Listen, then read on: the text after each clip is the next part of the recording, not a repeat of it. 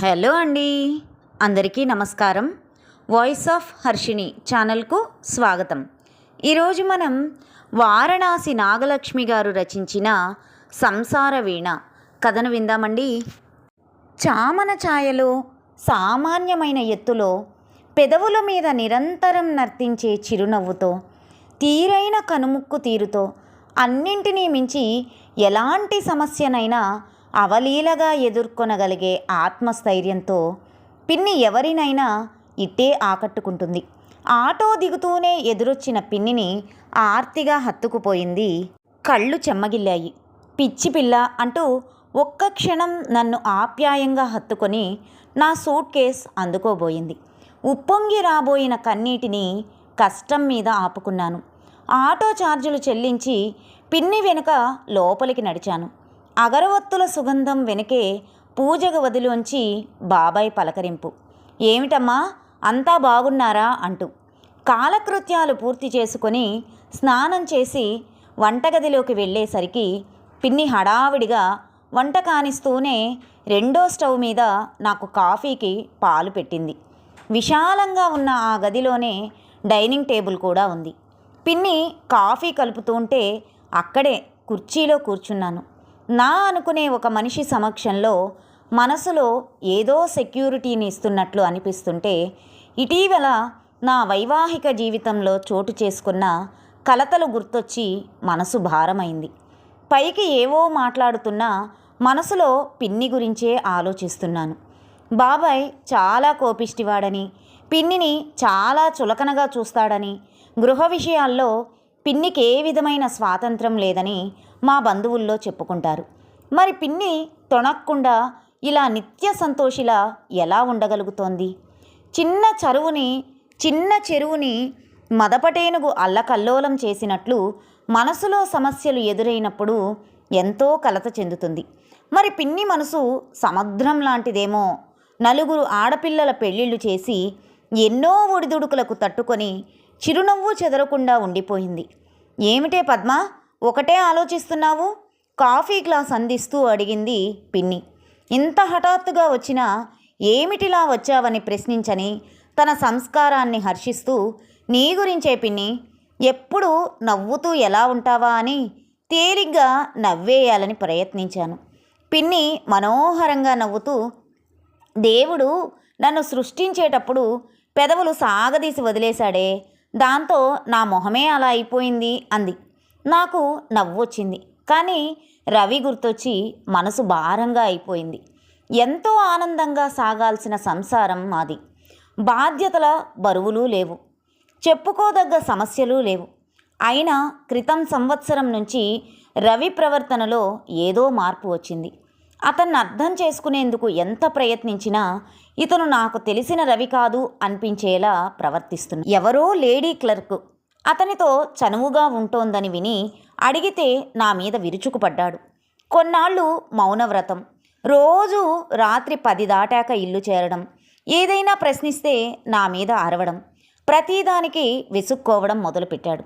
దానితో అతనితో మాట్లాడాలనే కోరికే పోయింది. నాలో మెల్లిగా ఇద్దరి మధ్య తెలియని దూరం పెరుగుతూ వచ్చింది. అనురాగం క్రమంగా హరించుకుపోయి ఒక రకమైన అయిష్టత మొదలైంది. నా పట్ల అతని ప్రవర్తన తలుచుకుంటే ఇతన్నేనా నా సర్వస్వంగా భావించాను అనిపిస్తోంది. పెళ్ళై 6 ఏళ్లు దాటుతున్నా పిల్లలు కలగలేదనే చింత మనసును తొలిచేస్తోంది. పూర్వం ఆ బాధని ఇద్దరం పంచుకునేవాళ్ళం.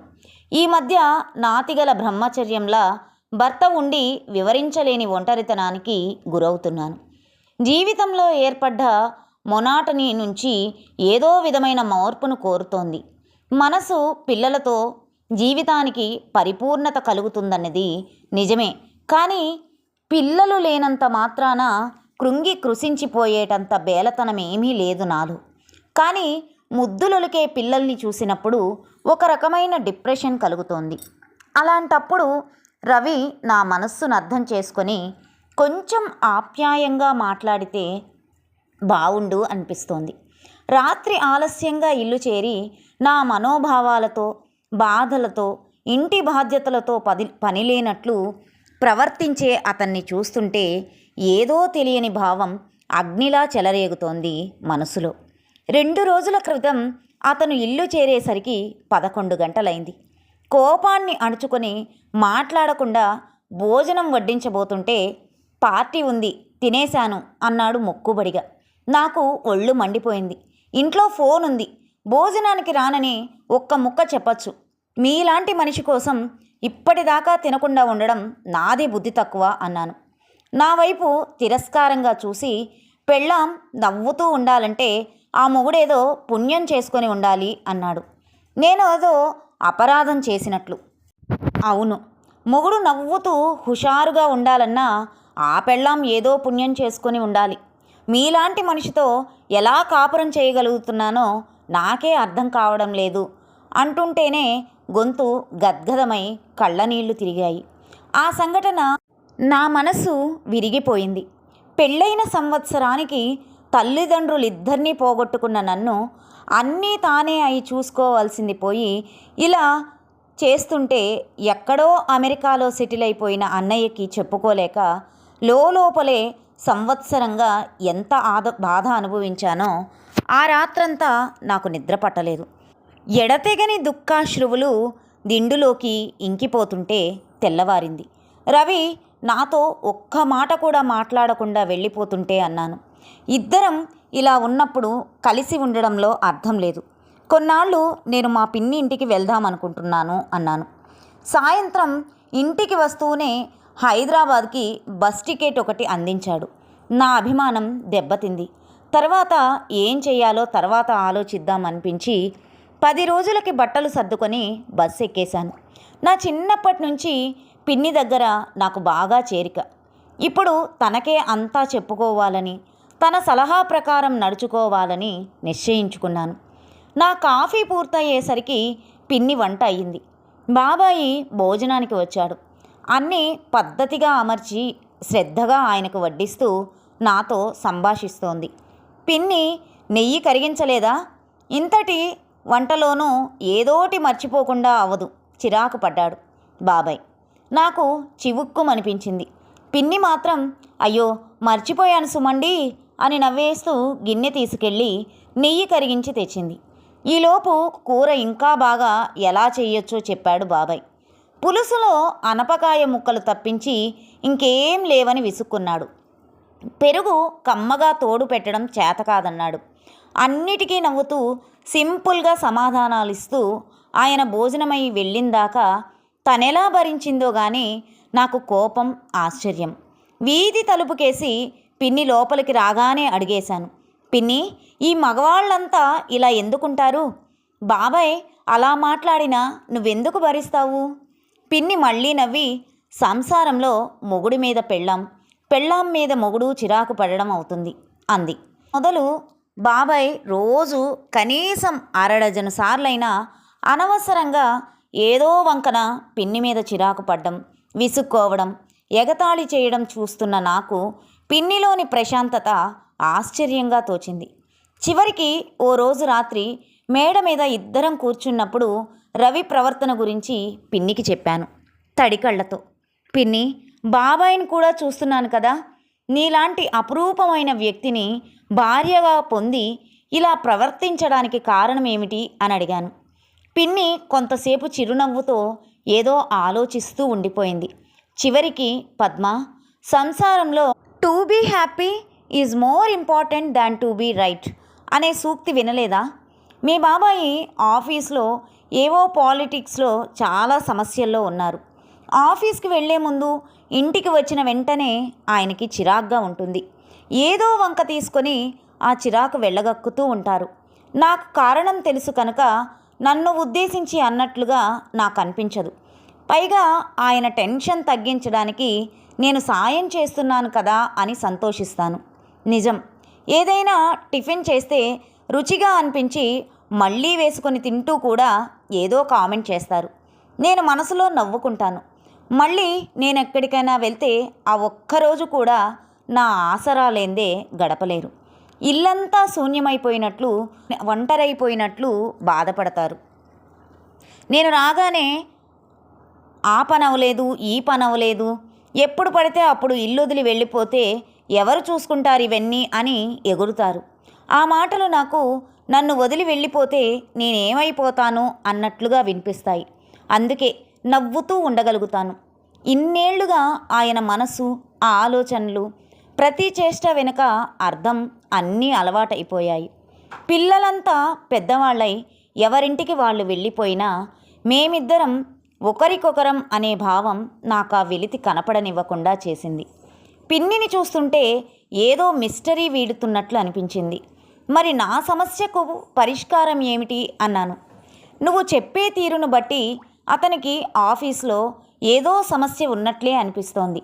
దానికి తోడు ఈ లేడీ స్టాఫ్ కూడా కావాలని అతి చనువుగా ప్రవర్తిస్తుండవచ్చు. లేదా ఇద్దరూ ఆఫీసు విషయంలో ఒకేలాంటి సమస్యని ఎదుర్కొంటుండడం వల్ల కొంత సాన్నిహిత్యం ఏర్పడి ఉండవచ్చు. గోరంతలు కొండంతలు చేసి నలుగురు 4 రకాలుగా అనుకుంటున్నారని బాధపడుతూ ఉండవచ్చు. ఆమెతో కరుగ్గా ఉండలేక చిరాకు పడుతూ ఉండవచ్చు. తలుచుకుంటే కోపం వస్తుంది పిన్ని. అదే పరిస్థితిలో నేనుంటే తన అనుమానాల్లో ఎంత సతాయించి ఉండేవాడు. ఇలా ఎవరో అనుకుంటుంటే విన్నాను అనగానే వివరించి చెప్పాల్సింది పోయి నా మీద ఎగిరిపడ్డాడు. అదేనే నలుగురు చెవులు కొరుక్కుంటుంటే భరించలేక వీలున్న చోట ఆ టెన్షన్ రిలీవ్ చేసేందుకు ప్రయత్నిస్తున్నాడన్నమాట. అలాంటప్పుడు నువ్వొక సంతోషాన్ని పంచి ఇచ్చే సోర్స్లా కనిపిస్తే నీ మీద చిరాకు పడి తన చిరాకు వదుల్చుకొని మెల్లిగా నీ నుంచి సంతోషాన్ని అందుకునే సావకాశం ఉంటుంది. నువ్వే డల్గా ఉంటూ అతను లేటుగా వచ్చినందుకు బాధపడుతూ అలాంటి విషయాల్లో అతని ఎక్స్పెక్టేషన్స్ అడిగితే నీ మీద విరుచుకుపడి ఎలా ఈ విషయం నుంచి బయటపడాలో తెలియక ఒంటరిగా ఉండడానికి ప్రయత్నిస్తాడు. నిన్ను బాధ పెడుతున్నందుకు పైకి ఏమీ చెప్పకపోయినా లోపల గిల్టీగా ఫీల్ అవుతాడు. ఏ వ్యక్తి తనను గిల్టీగా ఫీల్ అయ్యేలా చేసే వ్యక్తిని ప్రేమించలేడు. అదే నువ్వు అతని మాటల్ని చేష్టల్ని పట్టించుకోకుండా అతని ఇంటెన్షన్ని గ్రహించి దానికి తగ్గట్టు ప్రవర్తించి చూడు. అతని మానసిక అవసరాలు గ్రహించడానికి అంతర్గతంగా ప్రయత్నించి చూడు. నవ్వుతూ జోక్స్ చెబుతూ ఇద్దరికీ తెలిసిన వాళ్ళ గురించి ఏదో సంభాషణ జరుపుతూ ఒక రకమైన హ్యాపీ హోమ్ వాతావరణాన్ని సృష్టిస్తావనుకో, మెల్లిగా అతను త్వరగా ఇంటికి రావడానికి ప్రయత్నిస్తాడు. అదే పరిస్థితిలో నేనుంటే అని అడిగావు చూడు, అలాంటి ఆలోచన సరళి అలవాటు చేసుకోకు. అతను మగవాడు, నువ్వు స్త్రీవి అనే డిస్క్రిమినేషన్ వదిలే. అతనో వ్యక్తి, నువ్వో వ్యక్తివి. అతని నుంచి నువ్వు కొంత, నీ నుంచి అతను కొంత ఆశించడం సహజం. అతను నువ్వు ఆశించే ఆ కొంత కూడా ఇవ్వడం లేదు. అలా అని అతనితో వాదించడం వల్ల ఉపయోగం లేదు, ఉంటుందా? నీ ఈ సమస్య ఎంత జటిలమైనదో, అతని వల్ల నీకెంత కష్టం కలుగుతుందో ఇవే ఆలోచించడం వల్ల, పునరాలోచించడం వల్ల, అతను మగవాడు గనక మగవాళ్ళను అందరినీ విమర్శించడం వల్ల ఉపయోగం లేదు. ఏం చేస్తే ఇద్దరికీ సుఖశాంతులు దొరుకుతాయో అది చెయ్యాలి. భార్యాభర్తలిద్దరూ ఒక లెవెల్లో ఉండడం సామాన్యంగా జరగదు. తక్కువ లెవెల్లో ఉన్నవాళ్ళు సాధారణంగా ప్రివిలేజ్డ్గా ఉంటారు, లేదా ఇద్దరూ వాదులాడుకుంటూ బాధపడుతూ ఉంటారు. ఈ ప్రాసెస్లో ఒకళ్ళు ఎక్కువ బరువు మోయాల్సి వస్తుంది, కానీ సత్ఫలితం తప్పకుండా ఉంటుంది. అర్థమైందా? తలూపాను. కనుక అతన్ని నువ్వెలా ట్యాకిల్ చేయాలో ఆలోచించుకో. అతను ఎలా ప్రవర్తిస్తే బాగుంటుందో నువ్వు ఆలోచించకు. ఎందుకంటే అతని ప్రవర్తన నీ కంట్రోల్లో లేదు. నీ ఆధిపత్యం నీ మనసు మీద, నీ మీదే. నాకేం తెలియడం లేదు పిన్ని అన్నాను. పిచ్చి పిల్ల, నేనెందుకు లొంగి ఉండాలి? నాకు సమాన హక్కులున్నాయి అనుకుంటున్నావా? సరే, నీ అంతటా నువ్వు ఇండిపెండెంట్గా బ్రతకగలవా? విడిపోవాలనే ఆలోచన నీ మనసులో ఉందా? వెంటనే అన్నాను. రవి ప్రవర్తన భరించడానికి ఎంత బాధాకరంగా ఉన్నా విడిపోవాల్సినంత దూరం వెళ్ళడం లేదు ఆలోచన. సమస్య ఇంకా అంత తీవ్రం కాలేదనిపిస్తోంది. చూసావా, అతని పట్ల నీకు ప్రేమ ఉంది. నీ మనసు లోతుల్లో అతనితో నీవు పంచుకున్న ఆనందానుభూతుల గుర్తులు ఉన్నాయి. అందుకే అతన్ని నీ దగ్గరకు మానసికంగా ఎలా తెచ్చుకోవాలో ఆలోచించు. అతన్ని ఈ విషయాలు ఏవీ ప్రశ్నించరు. అలా అని నీకేమీ పట్టనట్లు ఉండకు. ఇంట్లో అతనెంతసేపు ఉంటే అంతసేపు అతనితో ప్రేమగా ఉండు. అతనేదైనా అన్నా తొణక్కుండా తేలిగ్గా తీసుకునేందుకు ప్రయత్నిస్తుండు. మౌనం వహించాల్సి వస్తే సరే, ముభావంగా మాత్రం ఉండకు. అతను చిరాకు పడితే నువ్వు చిరాకు పడక అతని పట్ల కన్సర్న్ చూపిస్తూ ఉండు. అతని చిరాకు నీ మీద కాదని గ్రహించి మనసు తేలిగ్గా ఉంచుకునేందుకు ప్రయత్నించు. పైకి మాత్రం అయ్యో అలాగా, నే చూడలేదు రవి అని, సారీ రవి, ఈసారి జాగ్రత్తగా చేస్తాను అనే అంటుండు.